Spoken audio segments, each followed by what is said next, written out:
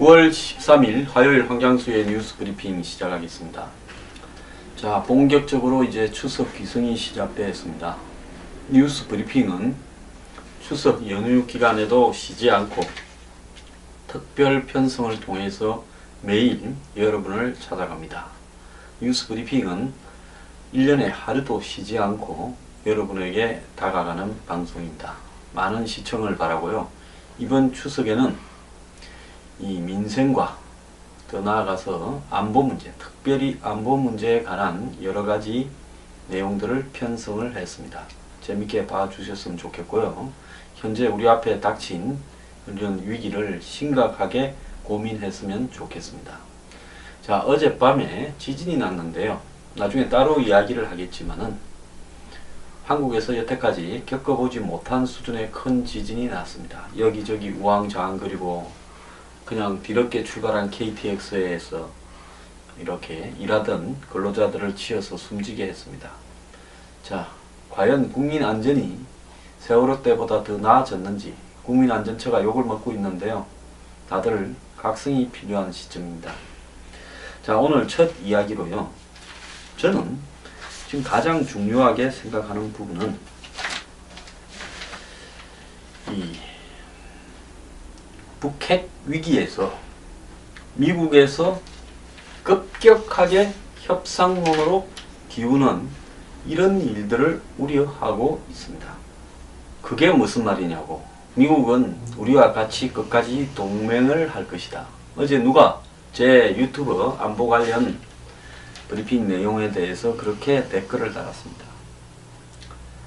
참, 저는 그 트럼프를 이야기할 때 많은 사람이 웬 또라이가 있냐, 트럼프가 당선된다 이럴 때 수많은 사람이 그렇게 이야기를 했습니다. 어제 어떤 분이 이렇게 댓글을 달았더만 진짜 황장수 또라이인 줄 알았는데 자기는 파도만 봤는데 황장수는 파도 위에 있는 바람도 봤다, 이렇게 이야기를 하면서 이제는 트럼프가 될 것 같아 이렇게 말씀을 하셨어요.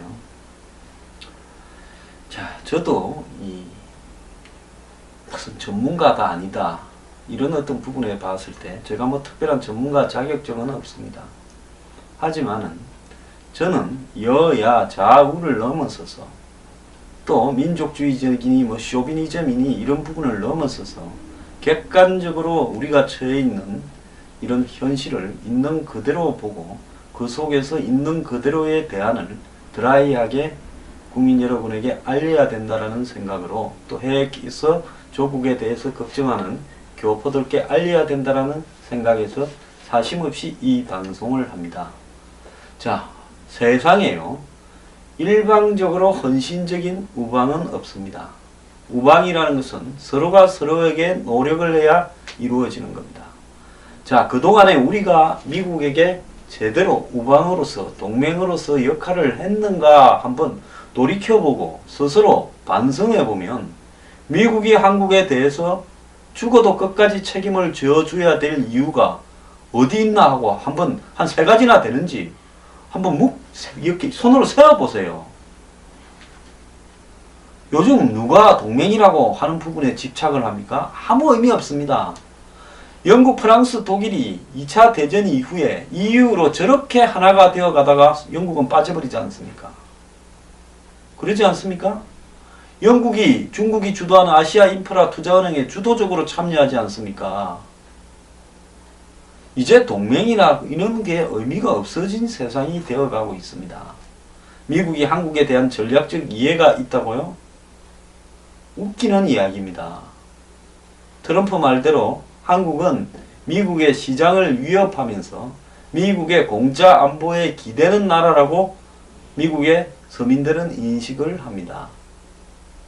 자, 착각은 자유지만은요, 제가 당부드리고 싶은 것은 어설프게 아시는 지식을 가지고 본인에게 그런 부분으로 위안을 삼지 말아야 합니다. 현실이 냉혹한데 냉엄한 현실을 제대로 깨달아야 살 수 있는 겁니다. 자, 오늘 중앙일보에 보면 노무현 북핵 일리 있는 측면이 있다, MB는 육자회담만 믿었다 하면서 지금 왜 우리가 이까지 왔는가에 대한 내용이 나와 있습니다. 자, 노무현 대통령은 2004년 11월 방미에 나서서 LA 연설에서 북한은 핵과 미사일을 외부의 위협에 대해 자신을 지키기 위한 억제 수단이라고 주장하고 있다. 북한의 주장은 일리 있는 측면이 있다. 처음에는 북한의 주장이 합리적으로 했다가 일리 있는 이라는 말로 바꿨다. 노 대통령의 발언은 큰 파장을 던졌다. 북한의 핵개발 논리에 정당성을 부여할 것처럼 해석될 여지가 있다. 이분은 이거 말고도 한 말 더 했죠. 자, 북한이 핵을 개발하지 않을 거다라고 이야기를 했습니다. 그건 DJ 정권도 마찬가지였습니다.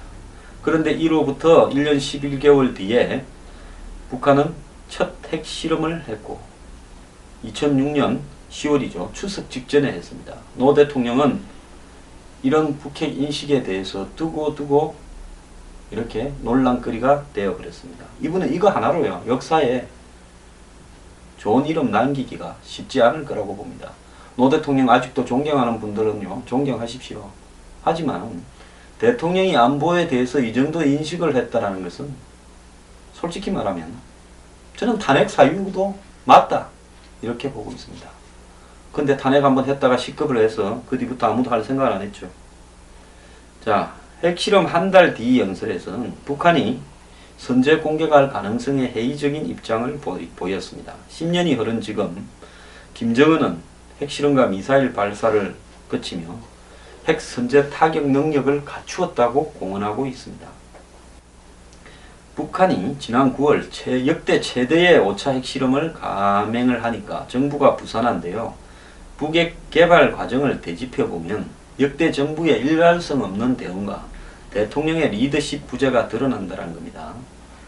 북핵 위기를 안이하게 여기고 북한을 감싸거나 남북관계 성과 내기에만 집착한 게 패착이다 이렇게 말을 하고 있습니다. 북한의 핵개발 의혹이 윤곽을 드러낸 93년 2월 말 YS 대통령은 취임사에서 김일성 주석을 직접 호명하며 정상회담을 제안했습니다. 어느 동맹국도 민족보다 나을 수는 없다고 강조했습니다. 이 대통령 취임식에서 이런 말을 했어요. YS도 이거 하나 때문에 두고 씹혔죠. 말을 함부로 하고 그것이 화근이 되어서 동맹과의 관계를 해치고 상처를 주고 그래서 나중에 이거 수습하려고 또 허둥대고 말을 번복하고 둘러대고 이것이 대한민국의 대통령이라는 인간들이 여태까지 저지른 행태들입니다. 전직 대통령 국립묘지가요?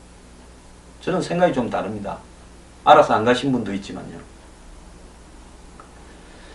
자, 그것뿐만 아닙니다. 3주도 지나지 않아 북이 NPT 핵 확산 금지 조약을 탈퇴하고 1차 북핵 위기가 터지니까 핵을 가진 자와는 악수할 수 없다며 완전히 입장을 바꾸었습니다.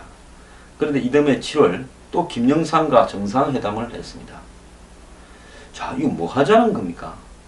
정말 말도 안 되지 않습니까?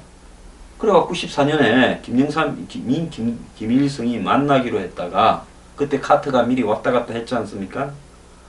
김일성이 죽어서 회담은 무산되고 10월달 북한과 미국이 핵동결과 대북 경수로 발전소 및 중류 지원을 바꾸는 제네바 기본 합의를 내놓자 입장이 어정쩡해 버렸습니다. 이때 미국은 클린턴 때인데요. 제네바 합의가 되기 전에 클린턴이 북한의 핵시설을 폭격한다 그러고 YS가 말린다고 그러고 벨벳 꼬락서니를 연출했습니다. 그러니까 북한의 경수로입니까? 이거 지원한다고 한국의 시설 장비 돈 캐도라는 기구를 만들어서 돈 엄청 썼는데 북한이 나중에 그런 영변의 핵시설을 폭파하는 쇼를 하고 결국은 핵개발로 나섰지요. 자, 유화적 대북 접근을 시작한 김대중은 북핵 의혹에 대해 좀처럼 인정하지 않으려는 태도를 취했고 김정일에 대해서 지나치게 온건했습니다. 김정일의 북핵 동결 제스처를 과신했고 북한의 합의 이행을 믿었습니다. 2000년 6월에 첫 남북 정상회담을 성사시켰지만 남북 대화 과정에서 핵은 늘 발목을 잡았습니다. DJ 정부이 말기인 2002년 11월에는 정세현 통일부 장관이 미국이 이 대북 중류 제공 중단을 이렇게 발표하니까 거기에 반발하자 외교부 대변인이 나서서 정세현 통일부 장관의 발언은 정부의 공식 입장이 아니다며 반박 성명을 내는 정부 안에서도 개판 5분 전인 볼상 싸나운 모습을 연출했습니다. 요즘 사고치고 다니는 입으로 정세현이 이런 정세현입니다. 뿌리가 오래된 사람이에요. 자, 북핵에 대한 미흡지 못한 대응은 보수 정부도 예외는 아니었다. 저는 노무현 DJ 전 대통령, YS 전 대통령을 비판에 마땅하지만은 보수 정권의 대통령들도 비판받아 마땅하다고 보고 있습니다. 비핵 개방 3천, 북한이 핵을 포기할 시 북한 주민의 소득을 1인당 GDP 3,000달러로 해주겠다라는 정책을 내세운 이명박 전 대통령은 북한의 핵 폐기 창구로서 육자회담을 대안으로 제시를 했습니다. 자, 그래가지고 어떻게 됐습니까? 육자회담이 계속되어 오다가 결국 북한이 3차 핵실험을 한 이후에는 협상이나 대화로 핵을 포기시킬 수가 없다면서 북한 체제가 붕괴해야 핵 문제가 해결될 거라고 입장을 바꾸었습니다. 퇴임을 열흘 앞둔 시점이었습니다. 북핵 위협의 현실화를 목도한 박근혜 대통령은 김정은 전신 상태는 통제불능이라고 초강경 대응을 청명했고 군 당국은 도발 시 평양이 지도에서 사라지게 만들 것이다. 김정은에 대해서 핀포인트 제거를 하겠다. 도발 징후가 보이면 핵도발 징후, 선제 타격하겠다라고 말을 하고 있지만 누구 하나도 이걸 믿지는 않습니다. 오죽하면 국방부라고 소리를 넣겠습니까? 자, 핵 개발에 필요한 3대 요소가 기술, 자본, 그리고 지도자의 의지라는데, 자, 대통령의 의지와 통치 철학이 절대적인데요.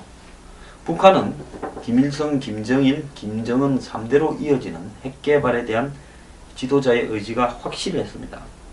그런데 지금 우리나라는 보면 과연 북한의 핵에 대응하는 다른 대응 수단을 가질 지도자의 의지가 확고하겠습니까? 자, 내년에 만약에 대선에서 정권 교체가 되었다고 한번 보십시오. 야당 정권에서 북한의 핵에 대응하기 위한 조치를 하겠습니까? 대화를 하겠습니까? 이래서 대한민국은 안 된다는 겁니다. 북한은 이미 20년부터 내부적으로 핵의 보유를 지상과제로 하면서 국제사회를 속여왔습니다. 그 속임수의 마당으로 대화의 장을 열어왔습니다. 남북 정상회담, 육자회담, 온갖 사기를 채워왔습니다. 자, 국제사회가 대화를 위한 대화를 하지 않겠다, 더 이상 속지 않겠다 이러니까, 그리고 제재와 압박을 북에 가하니까, 즉 북이 이제는 핵을 가지고 장난을 더 이상 치지 마라고 이야기를 하니까 북한은 지금 이제는 무대뽀로 핵 개발, 미사일 개발 속도를 이렇게 굉장히 빨리 당기고 있습니다. 그런데 우리나라 야당들은 무조건 대화를 요구해 왔습니다. 쏟고 속아서 이 위기까지 몰리고 아무런 교훈도 얻지 못한다고 조선일보 사설은 이야기를 하고 있습니다. 북이 핵무장에 성공한 것은 김대중 노무현 정부의 햇볕 정책이 있었기 때문이다. 국가 전체가 아사 위기에 몰렸던 북한이 90년대 뭡니까? 고난의 행군이라고 하면서 북한이 90년대 중후반에 굉장히 고통스러운 일을 겪었지 않습니까? 자, 그런데도 계속 핵 개발을 할 수 있었던 것은 당시에 햇볕 정책에 의한 대북 지원도 크게 일조를 했습니다. DJ 정부에서 북은 핵을 개발한 적도 없고 개발할 능력도 없다라고 했고, 노무현 전 대통령은 아까 말한 대로 핵 개발이 일리가 있다라고 이야기를 했고, 북한의 핵 실험에 대해서, 실험 가능성에 대해서 근거 없이 가정을 가지고 이야기하지 말라고 이야기를 했습니다. 그렇다고 야당이 뚜렷한 대북 정책이 있는 것이 아닙니다. 자, 북한과의 대화나 대북 특사 파견 등 김정은, 김정일의 선의에 기댄 한마디로 햇볕 정책 그 따위에 그런 아류의 이야기만 계속하고 있습니다. 자, 우리 야권은 햇볕 정책을 벌일 경우 호남표를 잃는다고 두려워하고 있습니다. 자, 그래서 두 야당이 대선을 앞두고 국민의당과 더민주가 호남표 잡으려고 혈안이 돼 있고 손학규 제3의 후보라는 사람도 호남표 잡으려고 혈안이 돼 있습니다. 그러다 보니까 사드같이 방어 목적에 있던 대북 견제 조치도 반대하고 있습니다. 이런데 전술핵을 다시 들고 오고 핵을 독자 개발하고 원자력 잠수함을 만들고 선제 타격을 하고 평양을 지도해서 없애요. 가능할 거라고 보십니까? 자, 가장 그 대북 핵에 장애가 되는 적은요, 우리 내부의 역대 대통령들이고 야당이고 그리고 그런 사람들을 무조건 지지하는 우리의 한마디로 무지함 때문입니다. 그것이 지역 감정 때문이든 안 그러면 정말로 이념에 대한 지나친 집착 때문이든 이게 안 되는 겁니다. 지금 미국이 대북 협상론으로 만약에 가는 순간에 우리는 거의 끝이 납니다. 그러려면 우리 내부에 뭘 어떻게 해나갈 것인가는 공통된 합의가 선행돼야 되는데 이 합의를 하기 위해서는 그야말로 야당이나 야당 지지자들의 협조가 그 다음에 대통령 후보가 될 수 있는 야당 지도자들의 협조가 필요합니다. 이 사람들 수준 때문에요. 대한민국은 안보가 월남 패망의 길로 가고 있다. 그와 유사하다라고 말을 할 수 있겠습니다.